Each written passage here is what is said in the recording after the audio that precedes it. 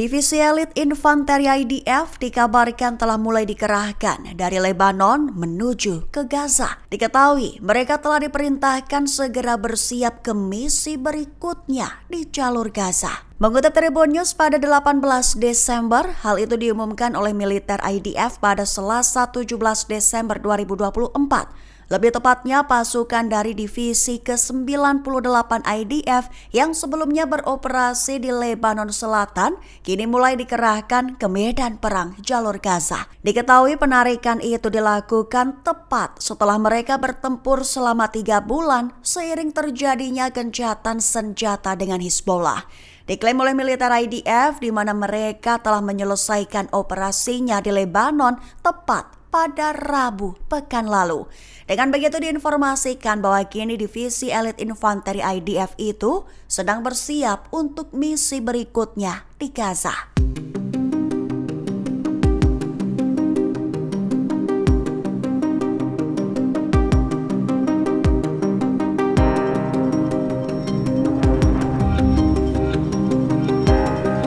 Kepercayaan Syiah 12 bersama 313 prajurit diklaim akan bangkit, serta diklaim akan mulai berjuang bersama dengan yang disebutnya Imam Mahdi. Mengutip Tribun News pada 18 Desember, hal itu ditulis dalam postingan Mogawi dalam postingan X pada 17 Desember 2024. Dalam postingan itu tertulis bahwa 313 sendiri merujuk pada 313 orang dalam kepercayaan 12 Syiah yang akan bangkit untuk berjuang bersama Al-Mahdi setelah kemunculannya kembali. Sebenarnya postingan itu muncul bersama ulasan dari media Times of Israel pada Selasa 17 Desember, di mana mereka mengulas jika kelompok bersenjata di Jenin tepi barat memiliki hubungan sangat baik dengan Iran. Ulasan itu dilatar belakangi konflik yang berubah menjadi perang saudara antara Otoritas Palestina atau PA dengan Brigade Jenin. Dengan begitu, tindakan keras PA di Jenin disebut menunjukkan hubungan baik antara kelompok bersenjata itu dengan Iran. Times of Israel menyatakan bahwa orang-orang bersenjata di Jenin menerima hubungan mereka dengan Republik Iran dan pemimpin tertingginya Ayatollah Ali Khamenei, dan juga dilaporkan menjanjikan komitmen mereka terhadap tujuan Teheran untuk mengekspor revolusi Islam. Sehingga merujuk pada tautan di X, ulasan itu menyinggung soal Imam Mahdi yang cenderung identik dengan kalangan Syiah. Berdasarkan pada hal itu muncul pertanyaan juga tentang keaslian video tersebut, serta disebut oleh sejumlah analisis bahwa video-video itu diduga bagian dari propaganda Otoritas Palestina.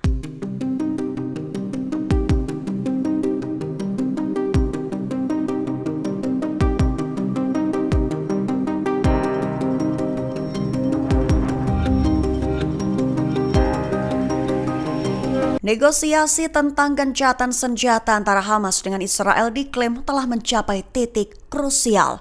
Mengutip Tribun News pada 18 Desember, hal itu menurut laporan dari Kabarni dengan narasumber para pejabat berwenang tingkat tinggi pada Selasa 17 Desember 2024. Mereka melaporkan bahwa negosiasi kesepakatan pertukaran dan gencatan senjata antara Israel dengan Hamas telah mencapai tahap yang menentukan. Tertulis bahwa dengan meningkatnya ekspektasi dan kemungkinan tercapainya kesepakatan dalam waktu dekat, diskusi terus dilakukan secara intensif meski terdapat beberapa gap yang masih dalam pembahasan antara kedua pihak. Namun seorang pejabat tinggi di entitas pendudukan Israel mengkonfirmasi bahwa ada perbedaan dan kesenjangan dalam negosiasi mengenai perjanjian gencatan senjata di Gaza, namun ia menambahkan bahwa semua kesenjangan tersebut dapat ditutup. Bahkan Menteri Pertahanan di pemerintahan pendudukan Israel, Yisrael Katz, menyatakan bahwa peluang kesepakatan pertukaran tahanan dengan gerakan Hamas menjadi lebih besar dari sebelumnya.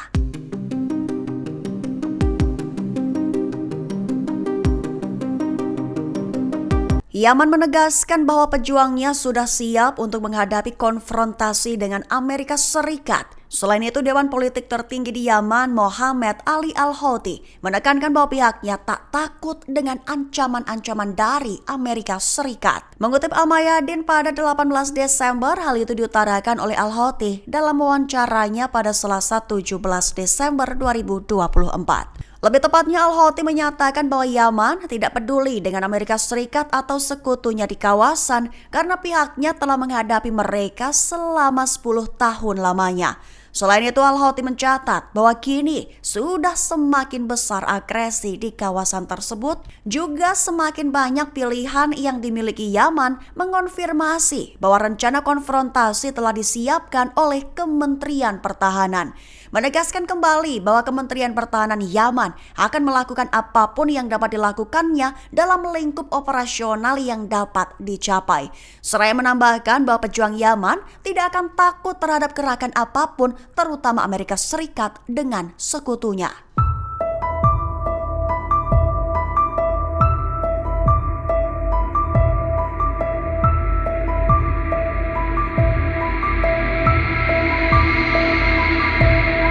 Lima warga Palestina dari Gaza dan tepi barat mengajukan gugatan terhadap pemerintah Amerika Serikat.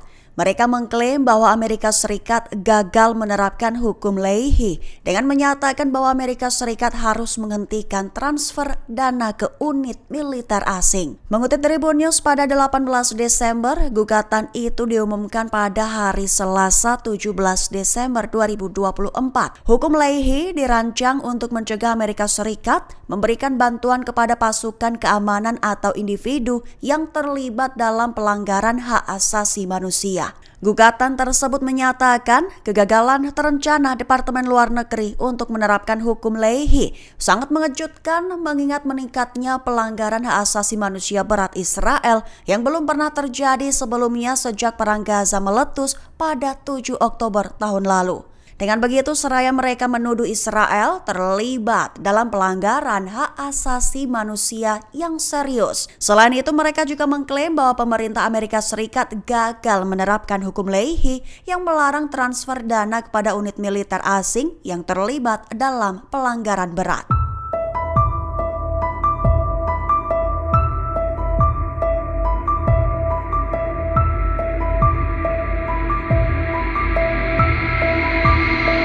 Rencana jenderal di Jabalia, Gaza Utara dilaporkan gagal. Lantaran Brigade Al-Qassam terus melakukan perlawanan, satu diantaranya menghancurkan lapis baja dengan bom Shawat. Mengutip Palestine Chronicle pada 18 Desember, hal itu diumumkan oleh sayap militer Hamas pada Selasa 17 Desember kemarin. Perlu diketahui mulai tanggal 5 Oktober, tentara Israel berupaya untuk menguasai sepenuhnya Gaza Utara melalui apa yang disebut rencana jenderal. Namun rencana itu terus gagal karena perlawanan Palestina yang terus berlanjut. Brigade Al-Qassam mengumumkan bahwa mereka telah menghancurkan pengangkut personil lapis baja Israel menggunakan alat peledak Shawat di tengah kamp pengungsi Jabalia di Gaza Utara.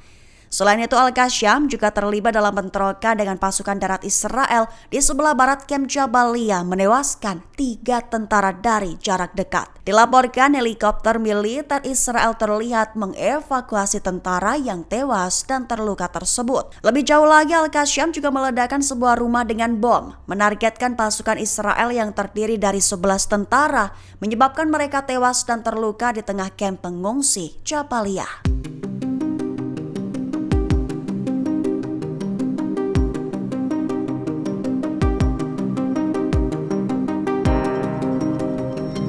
Pemimpin Resolusi Islam Syed Ali Khamenei menegaskan bahwa rezim Zionis dan Amerika Serikat melakukan kesalahan besar. Khamenei menyatakan bahwa saat Zionis membayangkan sedang mempersiapkan diri melalui Suriah untuk mengepung pasukan Hizbullah, namun justru yang akan disingkirkan adalah pasukan Israel mereka sendiri. Mengutip Palestine Chronicle pada 18 Desember, hal itu diumumkan oleh Khamenei dalam postingan X pada 17 Desember 2024. Selain itu, Khamenei menekankan bahwa keyakinan yang dipegang oleh Amerika Serikat, Inggris, dan beberapa sekutu mereka mengenai dugaan kehancuran perlawanan di wilayah tersebut adalah sepenuhnya salah. Khamenei juga menegaskan kembali bahwa perlawanan akan terus berkembang meskipun menghadapi tantangan bahkan kemunduran besar. Selain itu, Khamenei juga menekankan bahwa semangat juang Hasan Nasrallah dan Sinwar masih hidup, menekankan bahwa yang pergi hanyalah jasad, tetapi ide dan jalan mereka terus ada dan berlanjut.